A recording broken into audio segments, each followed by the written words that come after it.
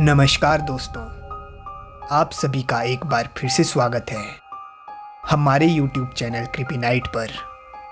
आज की कहानी KGF मूवी से रिलेटेड एक हॉरर घटना पर आधारित है। तो आइए सुनते हैं आज की कहानी।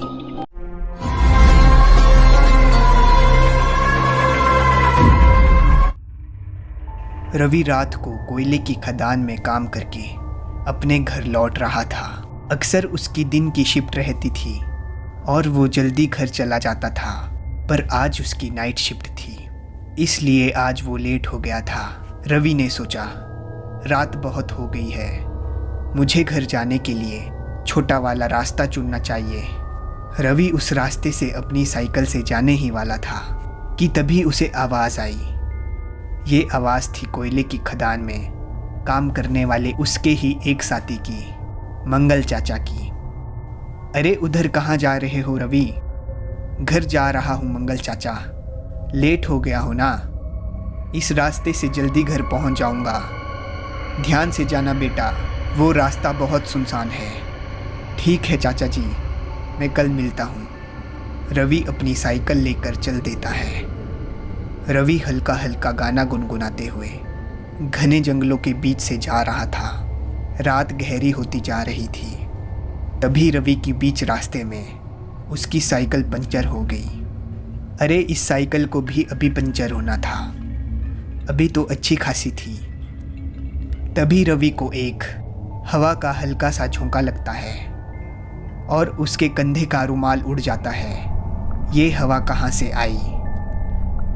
रवि सड़क पर से अपना रुमाल उठा कर लाता है और जब वो साइकिल के पास लौटकर आता है, तभी ये क्या, साइकिल के पीछे का भी टायर पंचर था। अरे बाप रे, आज क्या हो रहा है? दोनों टायर पंक्चर। आज घर कैसे जाऊंगा? सीमा भी आज बहुत चिल्लाएगी। चाचा जी सही कह रहे थे, मुझे लंबा रास्ता लेना चाहिए था। छोटे रास्ते के चक्कर में और लेट हो गया और कोई दिख भी नहीं रहा यहाँ तो। तभी उसे सुनसान रोड पर एक आदमी पैदल चलते हुए उसकी ओर आता हुआ दिखाई दिया। जवान, बड़ी बड़ी मूंछें, रवि के ही उम्र का होगा। हे भगवान, कोई आदमी तो दिखा। यहाँ वो आदमी रवि के पास आ चुका था। भाई तुम गांव की तरफ जा रहे हो क्या? हाँ भाई, मैं गांव की तरफ ही जा रहा हूँ। चलो अच्छा है, मुझे कोई साथी तो मिला। मेरी साइकिल पता नहीं कैसे पंचर हो गई। अब मुझे भी पैदल जाना पड़ेगा, पर कोई बात नहीं, अब तुम्हारे साथ बातें करते करते वक्त बीत जाएगा। हाँ हाँ क्यों नहीं, चलिए। दोनों चलने लगते हैं। तभी रवि कहता है, माफ़ कीजिएगा, पर आपको मैंने देखा, खदान की तरफ से आ रहे हैं। मैंने आपको कभी देखा नहीं। अक्सर जो चीज़ें दिखाई नहीं देती, पर वो होती ज़रूर है। ऐसा कहकर वो आदमी हंसने लगता है। मतलब मैं समझा नहीं। जी मैं खदान में नया हूँ, मैं आज से ही मजदूरी करने आने लगा हूँ, इसलिए आप मुझे नहीं जानते होंगे। अच्छा ये बात है, मगर तुम इस गांव की तरफ क्यों जा रहे हो?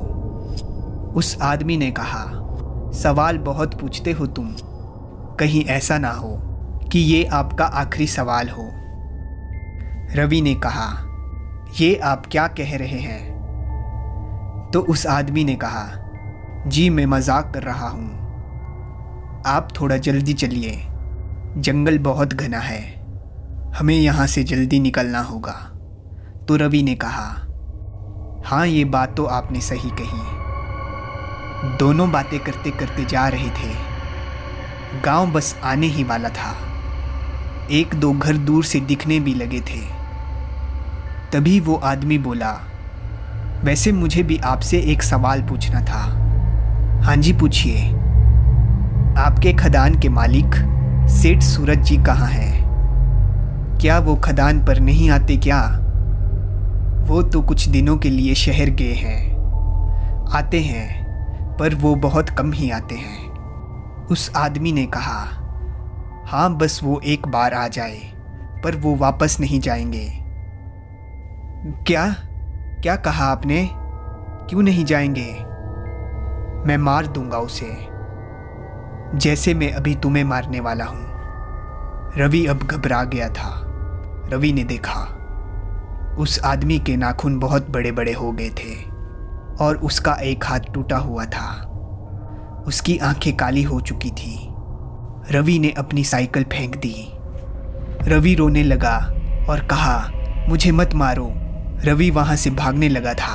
अचानक रवि के सिर पर उस आदमी ने पत्थर उठाकर मारा और वो बेहोश हो जाता है। जब उसकी आंख खुली तो उसने देखा कि वो गांव के पास नहीं, वापस से कोयले की खदान में आ चुका था। मैं यहाँ कैसे आया हूँ और तुम कौन हो और मुझे क्यों मारना चाहते हो? तुम सवाल बड़ा पूछते हो और मुझे ऐसे लोगों से बहुत नफरत है। ऐसा कहकर भूत ने जला हुआ कोयला उठाकर रवि के ऊपर फेंक दिया। रवि दर्द से चिल्लाने लगता है, नहीं, मुझे मत मारो, कोई तो बचाओ मुझे। फिर वो भूत रवि को गले से पकड़कर ऊपर उठा देता है और खदान के अंदर बनी लोहे की सरिये के ऊपर रवि को फेंक देता है। वो लोहे का सरिया रवि के शरीर के आर पार हो जाता है और रवि की मौत हो जाती है। अगली सुबह सभी लोग रवि की लाश को देखकर डर जाते हैं। सभी लोग आपस में बात कर रहे थे कि किसने रवि को इतनी बेरहमी से मारा होगा। रवि की किसी के साथ दुश्मनी भी नहीं थी।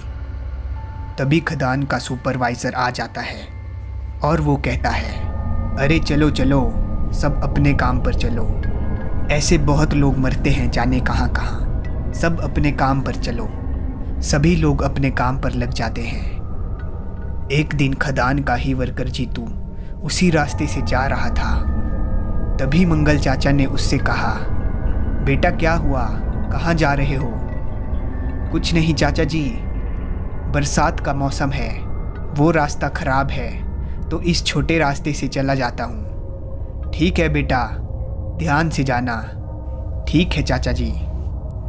अगली सुबह सब बहुत डरे हुए थे क्योंकि उन सबके सामने जीतू की लाश थी, जो कल तक उनके साथ काम करता था। सब लोग आपस में बात कर रहे थे कि कोई भूत तो नहीं है।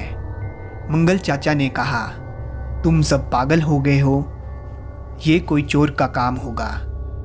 तभी मंगल चाचा ने कहा, जितना जल्दी हो सके सेठ को यहाँ बुलाओ, पता नहीं अगला नंबर मरने का किसका हो।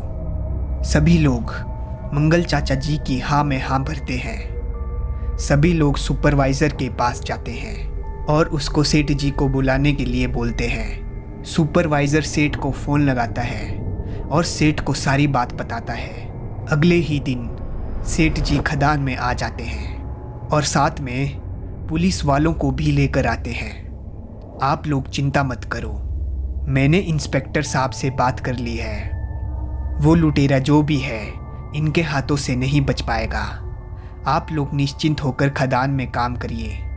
सभी लोग खदान में काम करने के लिए वापस चले जाते हैं। तभी सेठ ने पानी पी रहे वर्कर से पूछता है, क्यों रे, वो कौन सा रास्ता है? ज़रा मैं भी तो जाकर देखूं वहाँ क्या है।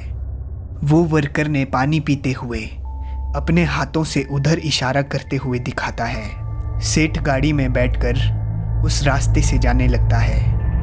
तभी अचानक से उस गाड़ी के ऊपर एक बड़ा सा पेड़ आकर गिर जाता है और पूरी कार उस पेड़ से दब जाती है। सेठ उस कार से बाहर निकला ही था कि अचानक से उसे अपने पीछे किसी की परछाई दिखी। सेठ जैसे ही पीछे घूमा, डर के मारे कांपने लगा और डरते हुए बोला, तुम यहाँ कैसे? मैं वापस आ गया हूँ बदला लेने। मेरा बदला तुम्हारी जान लेकर ही पूरा होगा। मुझे मत मारो, मुझे माफ कर दो। सेठ वहाँ से भागने लगा। सेठ भागते भागते खदान के अंदर आ जाता है। अब उसे परछाई भी नहीं दिख रही थी। सेठ हाँफते हुए अपने आगे देखता है तो वो परछाई उसके सामने थी। सेठ अपनी जान की भीख मांग रहा था तो उस आदमी ने भी कहा, मैं भी इसी तरह तुमसे अपनी जान की भीख मांग रहा था। जब मैं कोयले की खदान में कोयला लाने गया था तो मेरा पैर बड़े से कोयले के पत्थर पर फंस गया था। मैंने तुमसे अपनी जान की भीख मांगी थी, लेकिन तुमने मुझे यूं ही मरने दिया। जब मेरा पैर पत्थर से दबा था तब एक और पत्थर मेरे ऊपर आकर गिर गया और उससे मेरी मौत हो गई थी। अगली सुबह 2 वर्कर खदान में जाते हैं और देखकर डर जाते हैं क्योंकि वो आदमी मर चुका था। वो दौड़ के जाकर ये बात सेठ को बताते हैं तो सेठ वहाँ दोनों को चुप कराता है और दोनों को कुछ पैसे दे देता है और कहता है बगल वाले रास्ते पर उसकी लाश दफना दो और किसी को पता नहीं चलना चाहिए और अपना मुंह बंद रखना और बता दो सबको कि नौकरी छोड़कर किसी और गांव चला गया है। वो दोनों वर्कर लाश को निकालते हैं और खदान से निकल रहे बगल वाले रास्ते में दफना देते हैं। तुम सिर्फ मुझे ही क्यों मार रहे हो? मारना तो तुम्हें उन दोनों को भी चाहिए था। मैंने तो उन दोनों को कब का मार दिया है, अब तुम्हारी बारी है। ऐसा कहकर उस परछाई ने उस सेठ को कोयले की खदान में धकेल दिया और ऊपर से कोयले को ले जाने वाली ट्रेन उसके ऊपर फेंक दी और सेठ दब कर मर गया। बड़े बड़े लोग अक्सर गरीब और मजदूर लोगों को अपने पैसों के गरूर तले दबा देते हैं। मजदूर ने सेठ के साथ जो किया, क्या वो सही किया? कमेंट बॉक्स में हमें ज़रूर बताएं। और अगर आपको ये कहानी अच्छी लगी हो तो वीडियो को ज़्यादा से ज़्यादा शेयर करें और ऐसी ही कहानियाँ सुनने के लिए हमारे चैनल को सब्सक्राइब करें और बेल आइकन को ऑल पर सेलेक्ट कर लें। धन्यवाद।